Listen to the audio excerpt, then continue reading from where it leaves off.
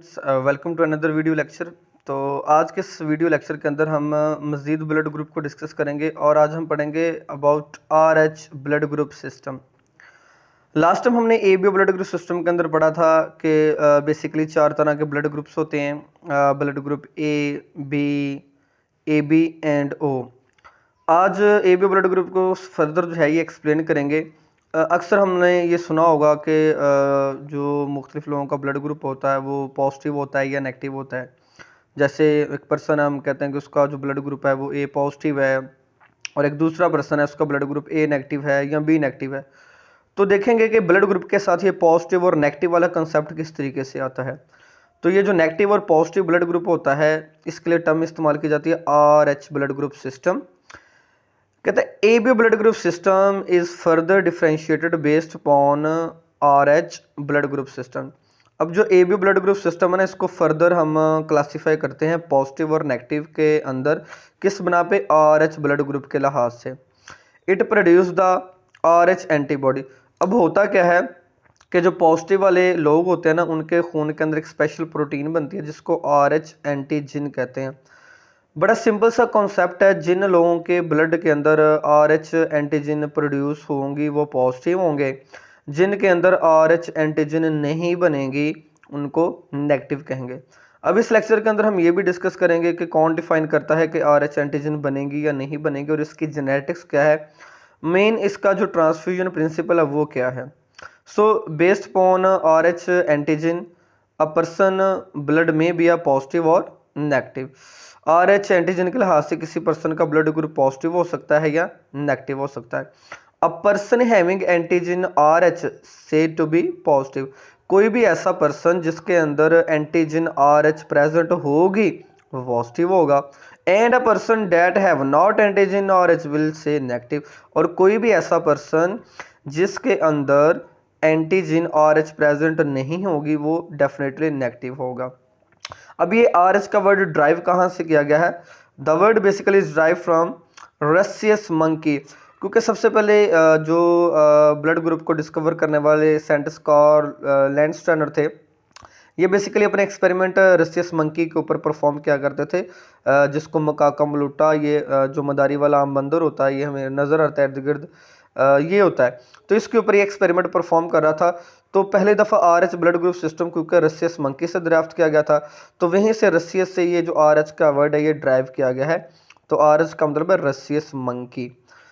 First discovered by लैंडस्टर्नर इन 1930। इस blood group को सबसे पहले 1930 के अंदर लैंडस्टर्नर ने डिस्कवर किया था।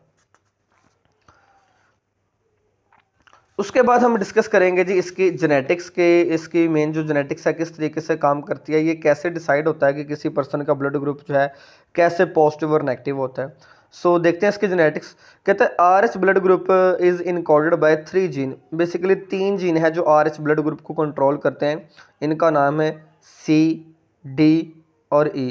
ये तीनों जीन जो है ये RH ब्लड ग्रुप को कंट्रोल करता है, लेकिन इनमें से जो मेन है जिसको हमने डिस्कस करना है, जो सबसे ज़्यादा प्रोमिनेंट है वो जीन D है।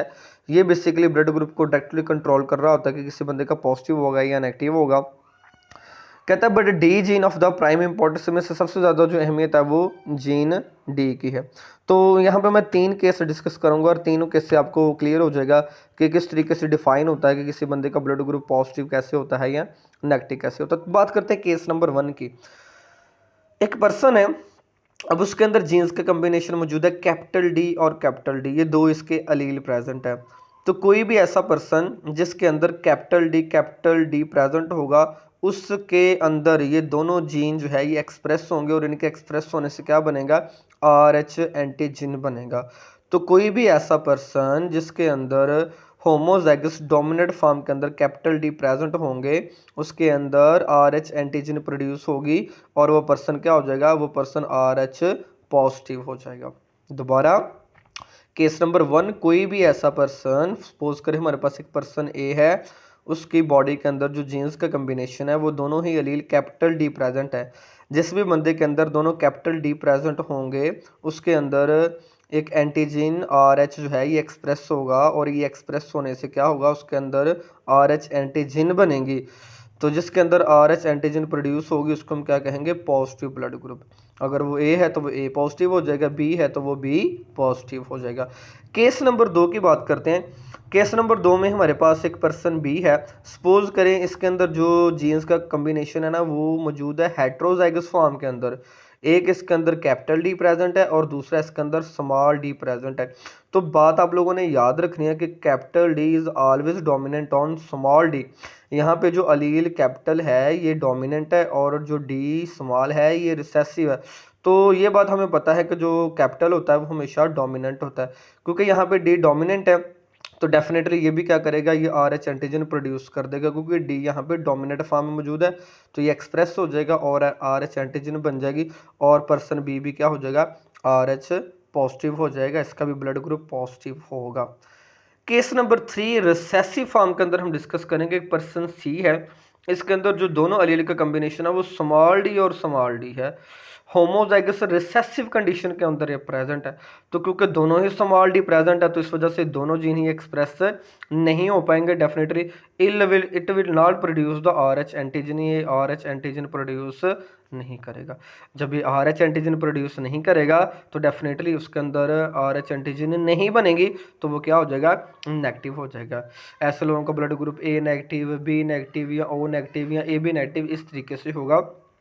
तो केस नंबर 3 क्लियरली एक्सप्लेन करता है कि किसी भी पर्सन के अंदर जब जो अलील का कम्बिनेशन है, जब ये स्मॉल डी और स्मॉल डी होगा तो ऐसे लोगों के अंदर आर एच एंटीजन जो फैक्टर है ये एक्सप्रेस नहीं होगा, तो उनके अंदर आर एच एंटीजन प्रोटीन जो है ये नहीं बनेंगी। तो ऐसे लोगों का जो ब्लड ग्रुप है ये क्या हो जाएगा, ये नेगेटिव हो जाएगा। ठीक है, तो ये हमारे पास इसके 3 पॉसिबल जेनेटिक्स के केस थे। इन 3 केसेस से क्लियर होता है कि जेनेटिक्स जो है आर एच ब्लड ग्रुप की कैसे काम करती है और कैसे जो डी जीन है ये एक्सप्रेस होके जो आर एच प्रोटीन है ये बनाएगा या नहीं बनाएगा। पहले 2 केसेस के अंदर जो है डोमिनेंट फॉर्म में होमोजाइगस में और हेट्रोजाइगस डोमिनेंट फॉर्म के अंदर प्रोटीन बनेंगी, आर एच पॉजिटिव पर्सन होगा। और थर्ड केस के अंदर क्योंकि रिसेसिव फॉर्म के अंदर प्रेजेंट है तो यहाँ पे कोई भी प्रोटीन एक्सप्रेस नहीं होगी और जो पेशेंट है वो क्या हो जाएगा, वो आर एच नेगेटिव हो जाएगा। अब मेन हम बात करते हैं वो क्वेश्चन जो आपके माइंड के अंदर आ रहा है कि इसका ट्रांसफ्यूजन प्रिंसिपल क्या है, ये कैसे मेडिकल साइंस के अंदर डिफाइन किया जाता है कि कौन सा ब्लड ग्रुप किसको दिया जा सकता है। तो बड़ा आसान सा इसका प्रिंसिपल अभी 1 मिनट में आपके क्लियर हो जाएगा। जो R H blood group transfusion principle है बड़ा इजी है कि आर एच पॉजिटिव जो ब्लड ग्रुप है ये सिर्फ आर एच पॉजिटिव को दिया जा सकता है और जो आर एच नेगेटिव है ये आर एच नेगेटिव को दिया जा सकता है। क्लियर, पॉजिटिव पॉजिटिव को देगा, नेगेटिव नेगेटिव को देगा, पॉजिटिव नेगेटिव वाले को नहीं दे सकता। अब इससे क्या होगा, सपोज करें कि कोई ऐसा पर्सन है जिसका जो ब्लड ग्रुप है ये आर एच पॉजिटिव है, तो आर एच पॉजिटिव वाले बंदे ने क्या किया, अपना खून दे दिया आर एच नेगेटिव के अंदर। ठीक है, तो इससे क्या होता है कि जो R H negative blood group होता है ना इसका इम्यून सिस्टम एक्टिवेट हो जाता है, ये are H positive blood group को डिफाइन कर लेता है कि ये तो मेरा ब्लड ग्रुप है ही नहीं। तो क्या करता है, एक केमिकल रिएक्शन करता है जिसको अग्लूटिनेशन कहते हैं। तो वो सारे के सारे जो ब्लड है इसको हीमोलाइज करना शुरू कर देगा, उसको तोड़ना शुरू कर देगा और उसके गुच्छे बना देगा। पेशेंट की कैपिलरी ब्लॉक हो जाएंगी, अल्टीमेटली हार्ट अटैक आने से उसकी डेथ भी हो सकती है। तो इतना ये खतरनाक साबित हो सकता है। अब ऐसा होता क्यों है और पर्सन का जो इम्यून सिस्टम है ये रिएक्ट क्यों करता है। आमतौर पर ये हमने पढ़ा हुआ है, पिछले केसेस के अंदर भी पढ़ा हुआ है कि कोई भी बंदा जिसके अंदर अगर एंटीजन ए बनती है ना तो उसके अगेंस्ट उसको डिफेंड करने के लिए उसकी बॉडी के अंदर एंटीबॉडी बी बनती है। ये इस बात को इंश्योर करती है कि ए वाला जो ब्लड ग्रुप है इसके अंदर ए ही ब्लड ग्रुप आए, अगर बी आ जाए तो उसको हीमोलाइज कर दे। कुछ ऐसा ही मिलता जुलता केस जो है are H blood group system के अंदर भी होता है। अब इन लोगों के अंदर क्या होता है कि जैसे ही आर एच जो पॉजिटिव ब्लड ग्रुप है ये नेगेटिव के अंदर जाएगा ना, तो जो आर एच नेगेटिव पर्सन होता है उसका इम्यून सिस्टम एक स्पेशल एक प्रोटीन बनाता है जिसको एंटी आर एच एंटीबॉडी कहते हैं। ये नाम आप लोगों ने याद रखना है, इसको क्या कहते हैं, एंटी आर एच एंटीबॉडी। अब नाम से ज़रा एंटी किसी चीज़ के मुखालफ, किसके मुखालफ, आर एच एंटी जो जीन है उसके ये मुखालफ होगा। तो ये स्पेशल प्रोटीन है जिसको एंटी आर एच एंटीबॉडी कहते हैं। इसका काम क्या है, जैसे ही पॉजिटिव वाला ब्लड ग्रुप नेगेटिव वाले के बॉडी के अंदर आप डालेंगे तो जो नेगेटिव वाला पेशेंट होगा उसकी बॉडी फौरन से एंटी आर एच एंटीबॉडी बनाएगी।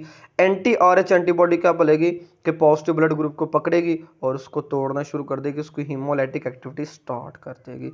तो ये मेन वो बॉडी के अंदर चीज़ है जो बनती है और इसके खिलाफ रिएक्ट करती है, it will take a haemolytic reaction, ये हीमोलाइटिक रिएक्शन करेगी और फ़ौरन से पॉजिटिव जो ब्लड ग्रुप है उसको तोड़ना शुरू कर देगी। तो यही वजह है कि पॉजिटिव वाला जो ब्लड ग्रुप है हम नेगेटिव वाले को ट्रांसफ़र नहीं कर सकते हैं, क्योंकि नेगेटिव वाले की जो ब्लड ग्रुप है उसके अंदर एंटी RH एंटीबॉडी की प्रोटीन प्रेजेंट है।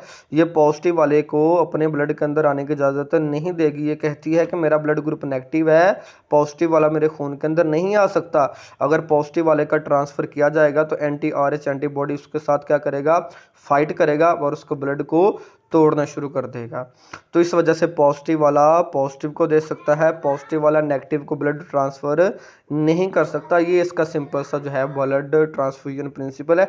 यही वजह है कि हम देखते हैं कि ए पॉजिटिव वाला ए को देता है, बी पॉजिटिव वाला बी को देता है और नेगेटिव वाला नेगेटिव को देता है। तो इस एंटी RH एंटीबॉडी के बनने की वजह से पॉजिटिव वाला नेगेटिव को ब्लड ट्रांसफ़र नहीं कर सकता। अब कल हम मज़ीद अगले लेक्चर के अंदर एक केस डिस्कस करेंगे कि क्या होगा कि अगर एक पॉजिटिव का ब्लड जो है वो नेगेटिव के अंदर डाल दिया जाए। तो इसके ऊपर इंशाल्लाह कल एक नया वीडियो लेक्चर हम बनाएंगे और उसके अंदर एक डिजीज़ डिस्कस करेंगे जिसको एरिथ्रोब्लास्टोसिस फर्टाइलिस कहते हैं। तो उसके अंदर मज़ीद चीज़ों को क्लियर करेंगे। तब तक अपना ख्याल रखें। Good luck.